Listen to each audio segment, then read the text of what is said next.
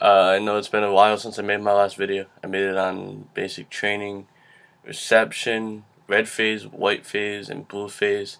I know I promised that I would make an AIT and graduation video, but here's the thing. Uh, my AIT style was a little bit different than everyone else's, so I'm still trying to know what they go through. And I was just gonna try making graduation and AIT in the same video, just to make it short. But since I keep finding out more about how AIT is from other people that have gone for longer AITs or they've gone somewhere else, I'm probably just going to make two separate videos on that. But today I had a request to make a video about barracks life. I'll talk about barracks life in basic training, and then I'll talk about the barracks life, how I had it in AIT, in the same video since we're talking about barracks in general. Barracks life in basic training is you sleeping with like 50 something other people. We have 54 people in my bay, and how it works is that inside your company there's 4 platoons, and depending on what platoon you are in is what bay you sleep in. Now if you go to a basic training that doesn't have OSET, or if it's just like if it has females in it with you, what happens is that they split you guys up. So for us, we was in first platoon. There's 4 platoons, and the females just happened to sleep in first platoon. That was their bay. So all the males got split up in the different bays. So you could either be in second bay, third bay, or fourth bay, which means that you would also be sleeping with the males from that platoon.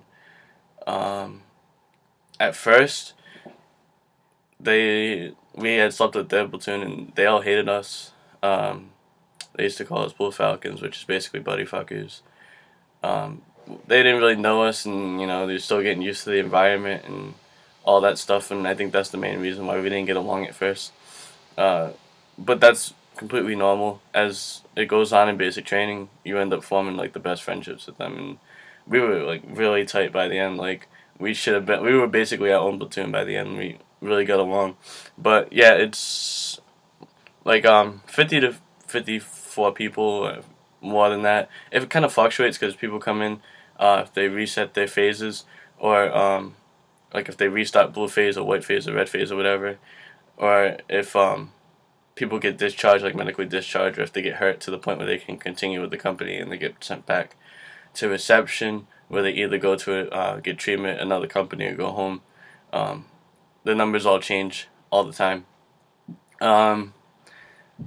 You have racks, and you have a bunk. You have it's like a bunk bed basically. Your wall locker is right next to your bunkmate.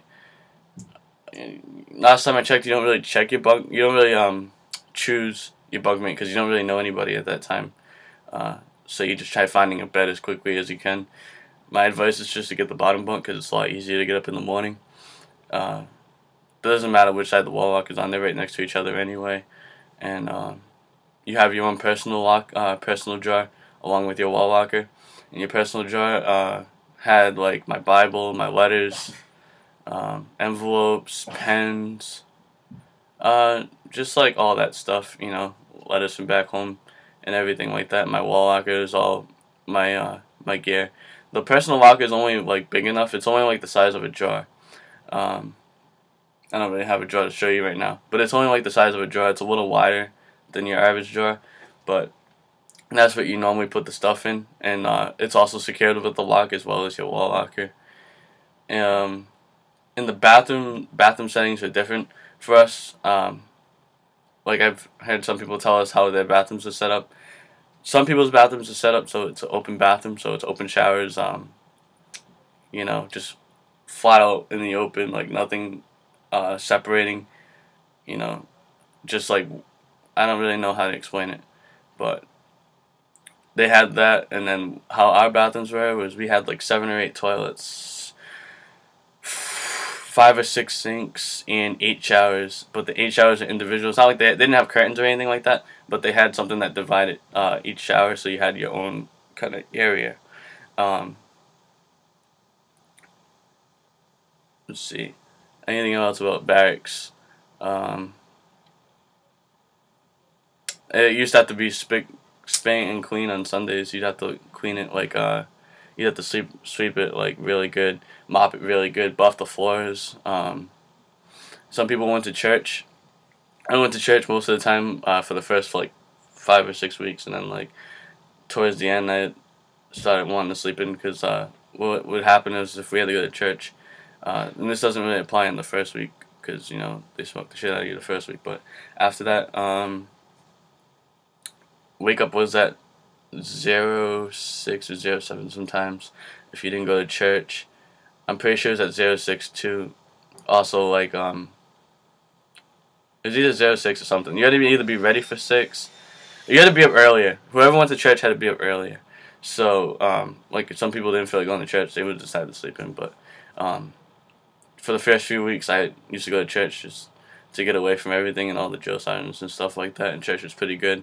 They had all types of religion for your churches. Like, they had Protestant, Catholic, a whole bunch of them. I can't really name them off the top of my head right now, but it's stuff that I'd never even heard of before. So it's really good for people to get out. If you know, if you are the type of person that likes to go to church, they definitely offer church there, especially in the first couple of weeks. Because if you don't go to church, you're gonna get smoked anyway.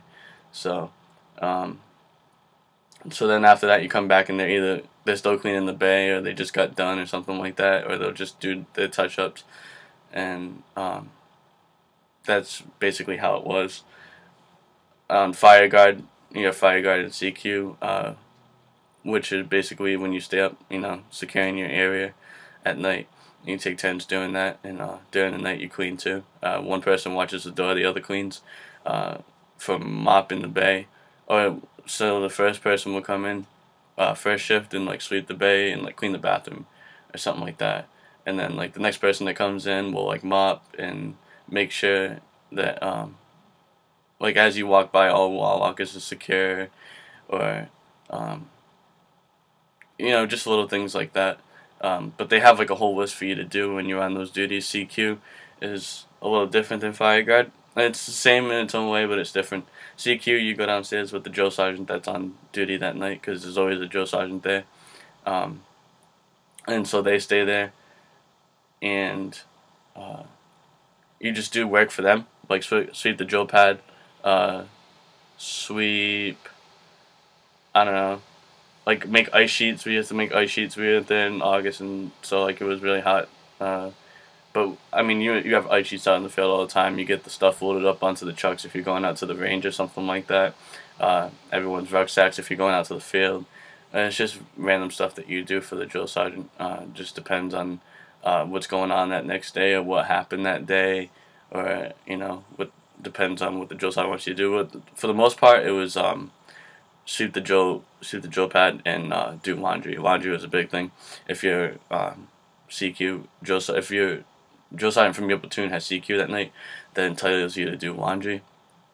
So you just leave your laundry bag outside the room, and then everyone else picks it up, and then they do their laundry like that. So that was a good time for us to get our laundry done, because we knew that we would be done overnight and we get it the next day. They have different times that you can do laundry. The Sundays was one, but they only give you like a 3-hour block, and there's no way that 50 plus people were washing their clothes in 3 hours, especially not with those washing machines and dryers that we had. On other days, the Tuesdays and Thursdays, we used to have a laundry service come up and pick up our stuff and clean it for us. But the only thing that sucked about that was like say you had your laundry on Tuesday, that means that you didn't have that same dirty laundry for Tuesday, Wednesday, and Thursday. But if your drill sergeant had CQ like on Tuesday, you could just get it back on Wednesday. So people used to choose what they put in the laundry and what they didn't. I liked personally the CQ and trying to do it on Sundays. That usually worked out the best for me. But if I had stuff that I didn't really need too much, like if I had like enough of it to last me a couple of days, then I would definitely do the Tuesday and Thursday service. It just depends on what you want to do. I know that I'm supposed to talk about barracks life, but that kind of all relates in itself. I can't really think of anything else for the barracks life, but if you have any questions about that, or if you have any more suggestions on videos, because this video was suggested. I wasn't planning on making this video, but if you have any suggestions on making videos, I'll definitely do it for you. And I'm also going to think about, I'll also do that graduation video, because I know exactly what I'm going to say about graduation. AIT, just give me a couple. I know I won't take as long as I said I would before. I know it's July and my last video is in January. But I'll come up with that AIT video soon. It's just I'm trying to get everyone's opinion so I don't give you false information, or I know that for sure I'm not 100% sure on what I want to talk about, how I want to talk about it. So that's about it. You got any more video suggestions, any questions, feel free to hit me up. Thank you.